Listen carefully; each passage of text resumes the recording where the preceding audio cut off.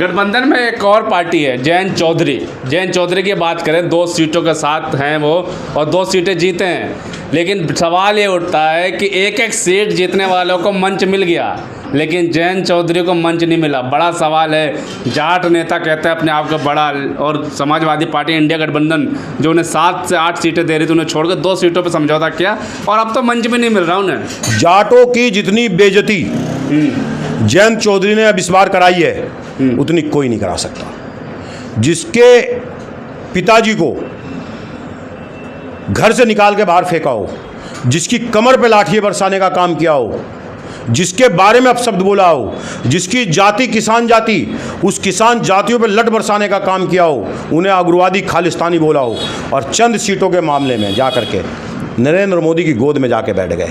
यहाँ 5 और 7 मिल रही थी, वहाँ 2 ले ली, मंच नहीं मिल रहा वहाँ। और अब मैं ये कह रहा हूं, मुंह छुपाने की जगह नहीं बची।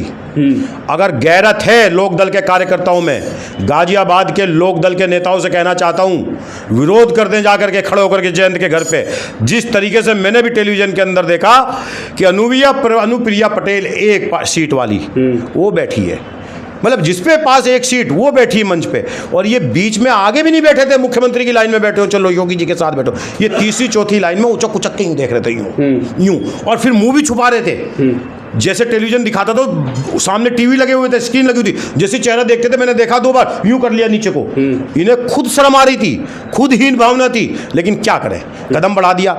वहां नहीं चलेगी, वहां इस वजह से नहीं चलेगी कि संजीव बालियान जैसे नेता ने मोदी जी को मैनेज करके अपनी सीट जिताने के लिए कि मैं जीत जाऊं, वे जयंत चौधरी को ले आए थे, लेकिन जाटों ने इनका सफाया कर दिया। वहाँ संजीव बालियान के टीस है कि मैं चुनाव हारा हूं, और वो जीवन में जयंत चौधरी को वहाँ नेता नहीं बनने देंगे। वहाँ जाट नेता संजीव बालियान सबसे बड़ा नेता है पश्चिम उत्तर प्रदेश का उनके यहाँ, वो जीवन में नहीं चाहेगा कि जयंत चौधरी वहाँ जाट नेता बन करके उनकी जगह ले।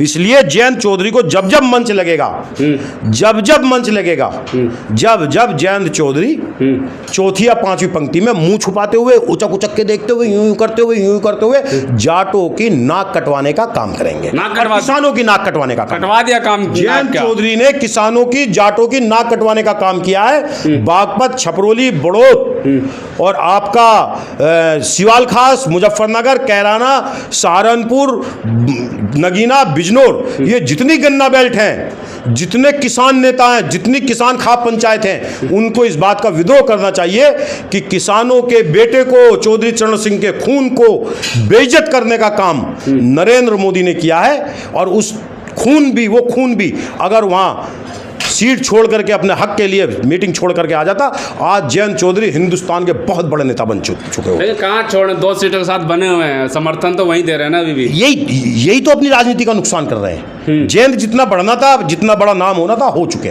जयंत अब खत्म हो चुके। जब मैं कार्यकर्ता जयंत का मान लो और मैं यूं उचकते यूं करते हुए, यूं मुंह छुपाते हुए देखूंगा तो मैं खत्म, मैं कार्यकर्ताओं की नजरों में खत्म। जयंत चौधरी उस दिन नेता बने थे जिस दिन लट बरसा था सरकार का, और जयंत चौधरी ने कहा था, चौधरी अजीत सिंह का, चौधरी चरण सिंह का खून हूं, तुम्हारी लाठियों से नहीं डरूंगा। उस दिन जयंत चौधरी की टीआरपी में उछाल आया था, और जितना उछाल आया था उस दिन जयंत चौधरी की टीआरपी गिरी थी जिस दिन इन्होंने जो है बीजेपी ज्वाइन की थी, और जो बची कुची टीआरपी थी जमीन के ऊपर रेंग रही थी, वो कल जब तीसरी पंक्ति में बैठाए गए, सीट नहीं मिली, अनुप्रिया सामने बैठी हुई थी, चिराग पासवान सामने बैठे हुए थे जिसका कोई अस्तित्व नहीं, प्रधानमंत्री का पोता तीसरी पंक्ति में बैठ के उचक उचक के देख रहा है, तो उस दिन समाजवादी के नेता चुटकी ले रहे हैं अब उनकी। और चुटकी लेंगे, मैं ले रहा हूं चुटकी, दुनिया लेगी, चुटकी लगाने का काम किया है, जो है चुटकी लेगा। मीटिंग छोड़ के चले आते, कहते मुझे कुछ काम था इसलिए नहीं आ पाया मैं, आ जाते, फिर उनके साथ बने रहते। मंत्री पद का लालच है क्या? मंत्री पद भी मिलेगा कि नहीं मिलेगा? देखिए, मंत्री पद के चक्कर में इनके पिताजी ने, चौधरी चरण अजीत सिंह ने अपनी राजनीति खत्म की थी। मंत्री पद के चक्कर में जयंत चौधरी ने अपनी राजनीति खत्म की है। मुसलमान, जैन, वहाँ जाट और मुस्लिम बड़ा वोट है, और 30 नंबर पे दलित है।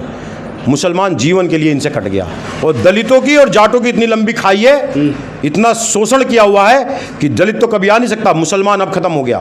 भाजपा के सामने पैरों में गिड़गिड़ा करके, तलवे चाट करके ही आप सर्वाइवल कर सकते हैं जब तक भाजपा मजबूत है। लेकिन भाजपा कितनी मजबूत है, अयोध्या वालों ने मैसेज दे दिया।